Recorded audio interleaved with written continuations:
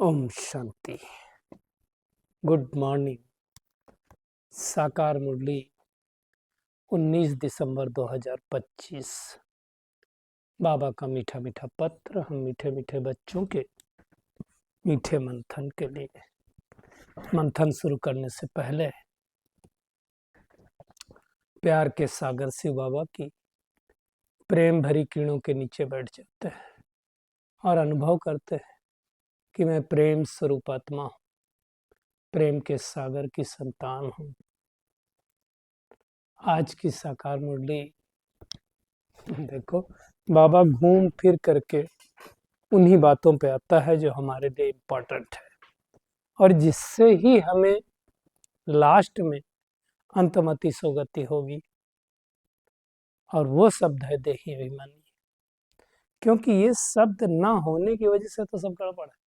आज जितने लड़ाई झगड़े, जितना अभिमान, सब कुछ इसी वजह से हो रहा है, अपने को देह समझने से। दूसरी बात आज बाबा ने कहा है ड्रामा के बारे में।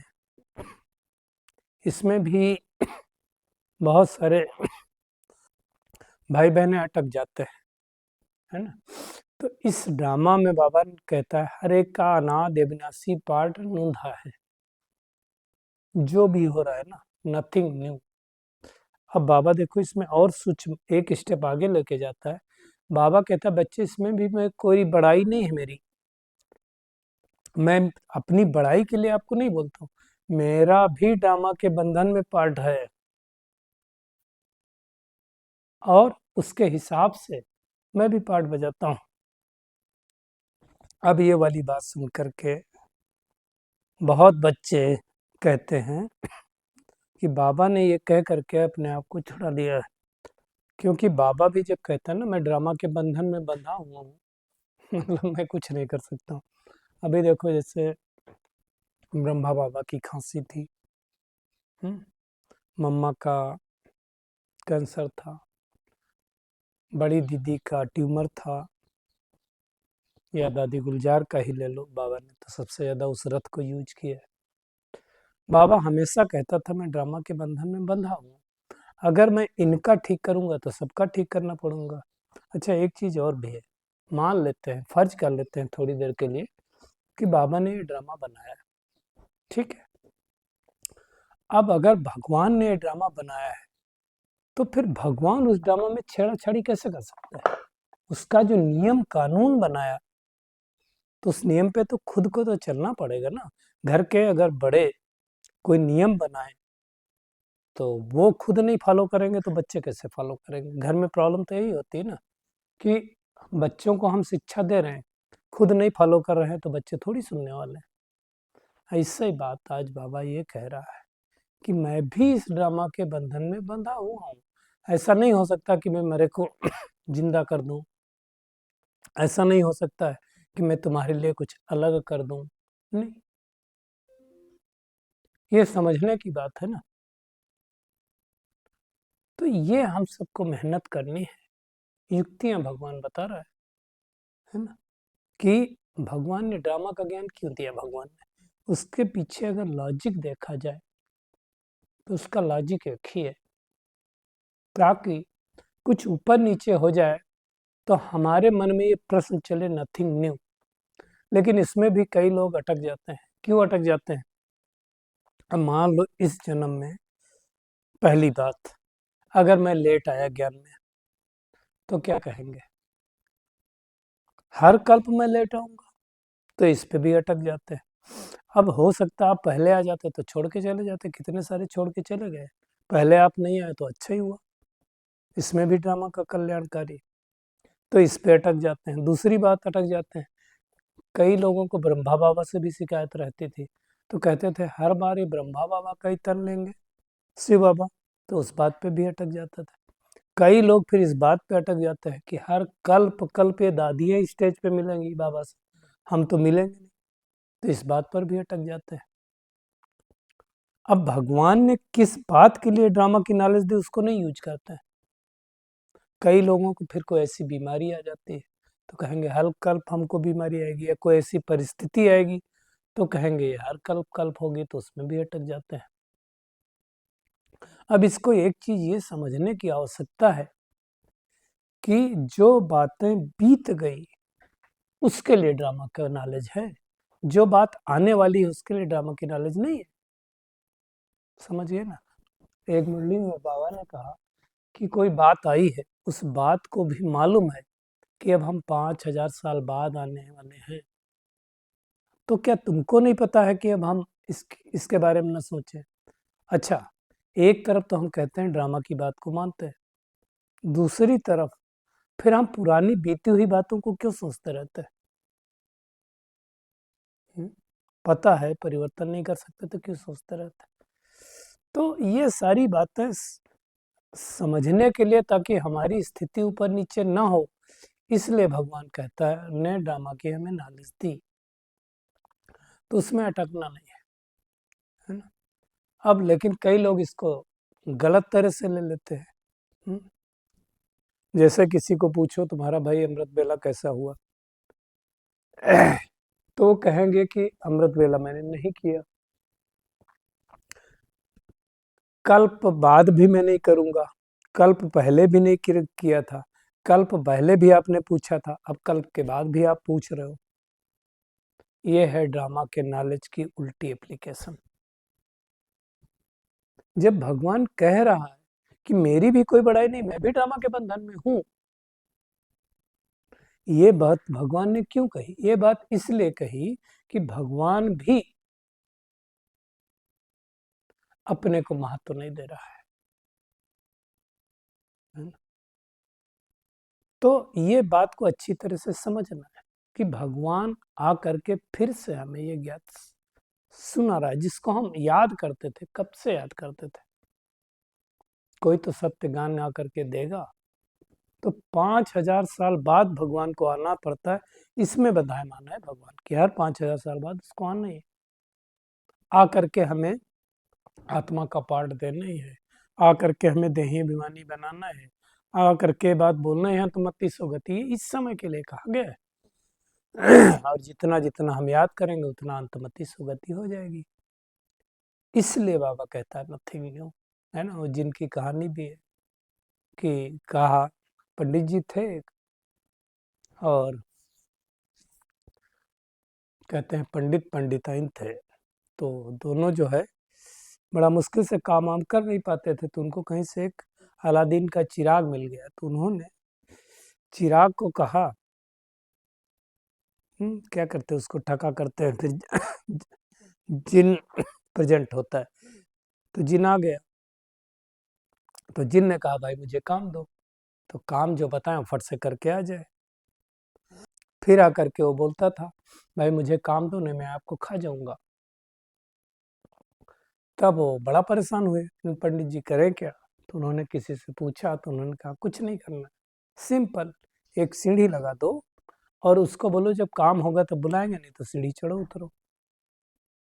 ये वास्तव में कहानी है, लेकिन ये फिट बैठती है हम बच्चों के लिए।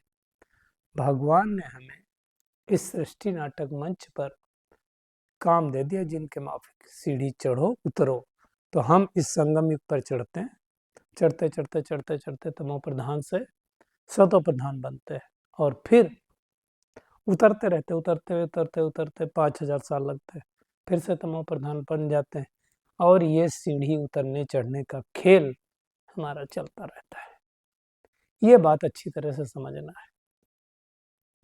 अब होता क्या है, कई बार क्या होता है, हम ज्ञान में तो चल रहे हैं, परंतु माया क्या करती है, आकर के आत्मा रूपी दीवे को बुझा देती है। चलते चलते माया के तूफान लग जाते हैं। तूफान भी अलग अलग आते हैं, किसी को तन के रोग का तूफान आएगा, किसी के मन का रोग का आएगा, किसी को जन का आएगा, किसी को धन का आएगा। तो इस तरह से अलग अलग तरह के पेपर आते हैं। बाबा ने कहा कई 8-10 वर्ष के पुराने अच्छे अच्छे झाड़ भी गिर पड़ते हैं, 10 साल 15 साल ज्ञान में चलने के बाद भी कई लोग ज्ञान छोड़ देते हैं, जानते भी हैं, लोगों को सुनाते भी हैं। बाबा कई बार कहता माला के जो दाने थे वो आज है नहीं, यही वो बात है जो बाबा कहता है, गज ने ग्राह को खा लिया। ग्राह मतलब हाथी। हाथी के ऊपर हमेशा मारुति को दिखाते हैं ना, बड़ी सवारी दिखाते हैं, तो खा गया। ये माया के तूफान है। सतयुग में ऐसा नहीं होगा। सतयुग में माया के तूफान नहीं आते। क्यों नहीं आते? क्योंकि सतयुग में माया नहीं है। वहां ऐसा थोड़ी कहेंगे नाम रूप देश काल। इस समय भगवान हमें समझाता है कि हम कैसे सतो प्रधान थे, कैसे सतो में आए, कैसे रजो में आए, कैसे तमो में आए। ये सब भगवान इसी समय समझाता है, और फिर समझा करके हमें हेल्दी वेल्दी हैप्पी बनाता है। हेल्थ वेल्थ हैप्पीनेस सतयुग में होती है। मतलब सुख शांति पवित्रता का वर्षा भगवान आकर के इस समय देता है। दुनिया में जैसे कोई भी, पहले तो ब्राह्मण ही करते थे, अभी तो माता पिता भी करते हैं, आयुष्मान भव, धनवान भव, पुत्रवान भव, यूजली यही वरदान देते लोग। हमको कोई आशीर्वाद वरदान नहीं देता है भगवान। भगवान तो वर्षा देता है। वर्षा मतलब पढ़ाई में कोई आशीर्वाद थोड़ी होता है कि कोई आशीर्वाद दे दे तुम पास हो जाओगे, ऐसा नहीं होता है। ये पढ़ाई है, और ये पढ़ाई हर 5000 वर्ष बाद भगवान हमें नर से नारायण, नारी से लक्ष्मी बनने की पढ़ाता है। इसलिए सत्यनारायण की कथा सुनते हैं। कहते भी हैं नारी ऐसी करनी करे लक्ष्मी, नर ऐसी करनी करे नारायण बने, परंतु मालूम नहीं होता, वो खाली सुनते रहते हैं और वो भी कथा में लास्ट में जाते हैं। अब तो नहीं चलता, पहले चवन्नी अठन्नी चढ़ा के आते थे। 1 रुपया 10 रुपये चढ़ाते होंगे, 10 चढ़ाते होंगे, पता नहीं मुझे। तो कहने का भावार्थ है कि कोई मेहनत थोड़ी करता है कि अपने आप को सुधारे। अब भगवान आकर के इस सचखंड की स्थापना करता है, और वैसी दुनिया में झूठ पाप कुछ नहीं होता है। यहाँ तो कलयुग है, अजामिल जैसी पाप आत्माएं हैं। अजामिल की कहानी आप पढ़ना, खतरनाक कहानी है। इस समय रो रो नरक है ना, दिन प्रतिदिन रो रो नरक दिखाई दे रहा है ना। और बाबा ने तो आज बड़ी बात कही है कि आगे फकीर लोग कहते थे, जंगम कहा उसको, जंगम मतलब जो जंगल में रह विचरण करते होंगे, ऐसा कलयुग आएगा जो 12-13 वर्ष की कुमारियां बच्चा पैदा करेंगी। ये बड़ी बात नहीं है, हो रहा है आजकल। 6, 7, 8 स्टैंडर्ड के लोग, ऐसे बहुत सारे किस्से आए। तो ऐसी कलयुग की दुनिया आ गई ना। क्यों हो रहा है ये? सोशल मीडिया का टाइम है, हर समय लोग वही देखते रहते हैं, और सोशल मीडिया पर वही सब बिकता है, और कुछ नहीं बिक रहा है। हर एक रील के पीछे, हर एक एपिसोड के पीछे, हर एक कंटेंट के पीछे यही सब होता है। क्यों? लोग उसको ही पसंद करते हैं। बाकी चीजों में देखने में लोगों का मन ही नहीं लगता है, पढ़ने में लोगों का मन नहीं लगता है। तो इन चीजों के ऊपर जब कंसंट्रेट करेंगे तो धीरे धीरे कंसंट्रेशन पावर भी जा रही, धीरे धीरे लोगों को बीमारियां भी बढ़ रही इसी कारण। मेमोरी भी जा रही, कंसंट्रेशन भी जा रहा है। तो ऐसी तमो प्रधान सृष्टि जब हो जाती है, तब भगवान इस सृष्टि पर आता है और हमें एक ज्ञान देता है, सचखंड की स्थापना करता है। अब हर कोई उस सचखंड में जाने का प्रयास नहीं करेगा, हर कोई नहीं सुधरेगा। अगर आप ये कहें कि हर कोई आकर के सुधर जाएगा तो वो नहीं होगा, पॉसिबल नहीं है। थोड़े लोग सुधरेंगे। थोड़े में भी अगर मैं आपको कहूँ तो ये हम सब ने देखा है, 8 पास विदानर होंगे, 108 थोड़ा थोड़ा 108 की माला है, वो भी सतयुग से त्रेता तक के महाराजा होंगे। 16,000 भी कहा है जो राजाएं और सब होंगे सतयुग से त्रेता तक। और फिर 9 लाख वो आत्माएं होंगी जो सर्वगुण संपन्न 16 कला संपूर्ण बनेगी, जो श्री कृष्ण के साथ पहले जन्म में आएंगी। उतने आत्माएं, तो उतने लोग संपन्न संपूर्ण बनेंगे, और संपन्न संपूर्ण बन करके वो लोग जब संकल्प करेंगे, बाकी सब नहीं सुधरेंगे, और इस सृष्टि का परिवर्तन हो जाएगा। सतयुगी सृष्टि आ जाएगी, है ना। फिर उसमें बाबा ने कई बार कहा है जो थोड़ा भी सुनेंगे वो भी आएंगे। तो एक्चुअली क्या होता है, जब एटमॉस्फेयर ऐसा होगा ना, तो जो थोड़ा सुनने वाले हैं वो वहाँ, वो भी सतो प्रधानता का स्वरूप ही दिखाएंगे। दूसरा क्या होगा, जब यहाँ से जाएंगे तो सजा तो खाएंगे, सजा खाएंगे तो सजा के बल से आत्मा के अंदर प्योरिटी आएगी। तो ये सब कुछ होने वाला है ना। सतयुग में न झूठ होगा, न पाप होगा, न पाप आत्माएं होंगी, है ना। सतयुग में हर आत्मा सतो प्रधान होगी। हाँ, जन्म सबके अलग होंगे, किसी के 84 होंगे, किसी के 83 भी हो सकते हैं। जैसे ब्रह्मा बाप के पक्का है 84 जन्म होंगे, और उनके साथ जो आत्मा आएंगी उनके भी 84 जन्म होंगे। इसलिए आप देखो, ब्रह्मा का दो रूप, एक नीचे तपस्या करते दिखाए और एक सृष्टि के एंड में भी दिखाए कि आकर के राजयोग सीख रहे हैं और फिर परिवर्तन के समय, है ना। तो ये सारी बातें भगवान को छोड़ करके और कोई समझा नहीं सकता है। फिर कई लोगों का बड़ा प्रश्न चलता है, अरे भगवान को क्या जरूरत पड़ी थी ऐसी दुनिया बनाई, दुख की दुनिया, सुख की दुनिया। जब दुखी आना था तो ऐसी दुनिया क्यों रची भगवान ने? भगवान कहता मैंने नहीं रची। तो भगवान कहता है ये बनी बनाई दुनिया है, इसमें प्रलय भी नहीं होती है। जो खेल बताए ना, चढ़ते हैं फिर उतरते हैं, फिर चढ़ते हैं फिर उतरते हैं, यही खेल है।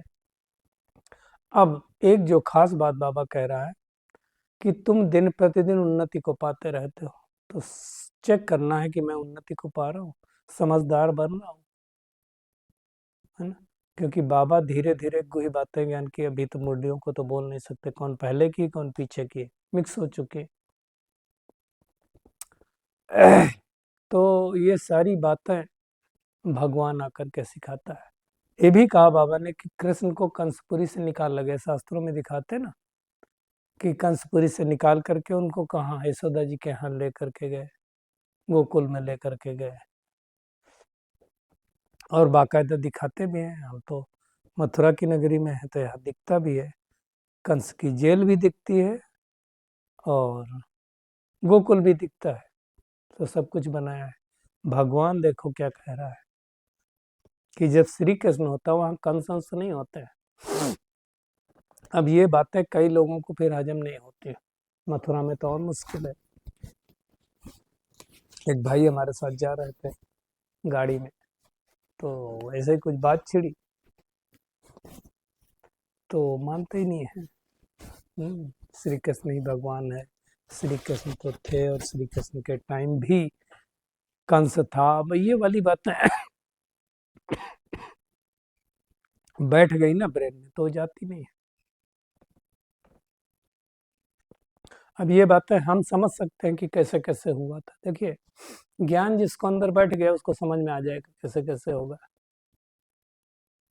सबको समझ में नहीं आएगा। बाबा ने कहा तुम जानते हैं हम कैसे थे पहले, बंदर से भी बदतर थे। सबसे ज्यादा कहा जाता है बंदर में विकार होता है। अब भगवान बंदर से हमें मंदिर लायक बना रहा है।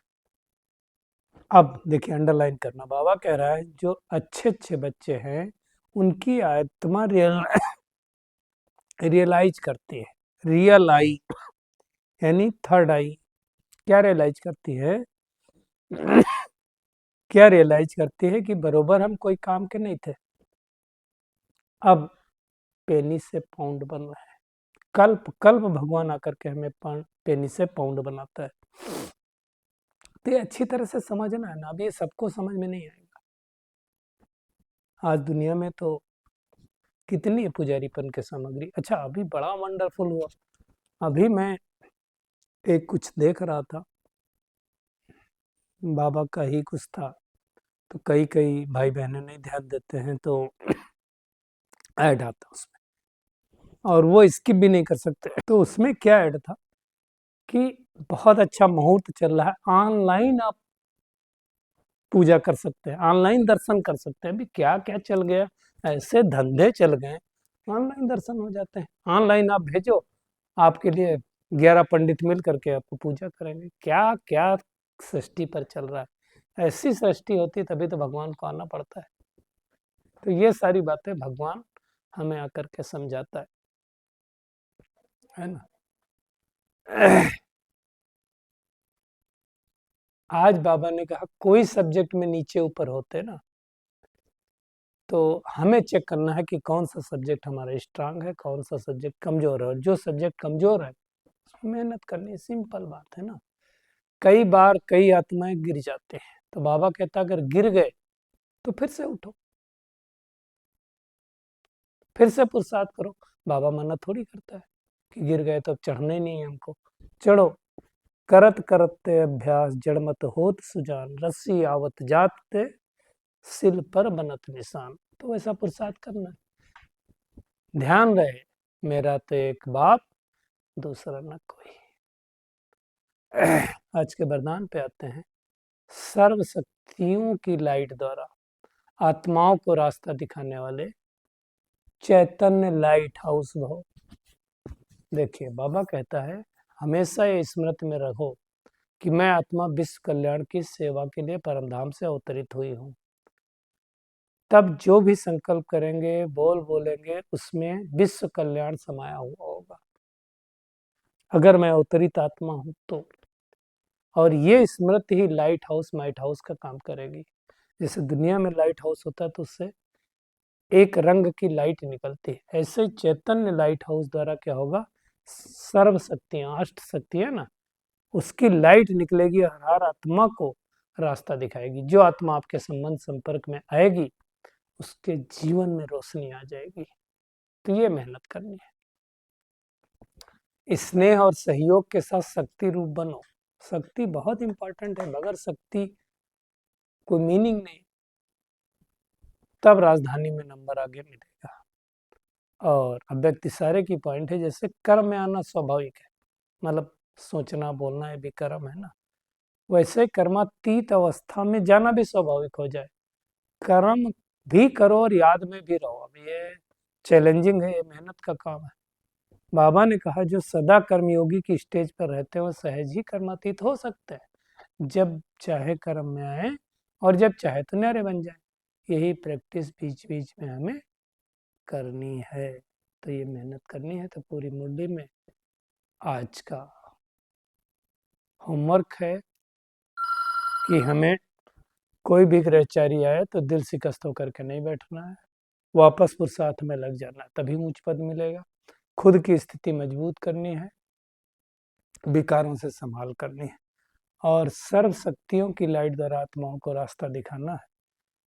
रास्ता दिखा के चैतन्य लाइट हाउस बनना है, और स्नेह और सहयोग के साथ साथ हमें शक्ति स्वरूप बनना है। तभी राजधानी में आगे नंबर मिल सकेगा। और जैसे कर्म में आना स्वाभाविक है, वैसे कर्मातीत होना भी स्वाभाविक हो जाए। अच्छा, शुक्रिया मीठे प्यारे बाप दादा, शुक्रिया आप सभी का इस मीठे मंथन के लिए। अच्छा, ओम शांति।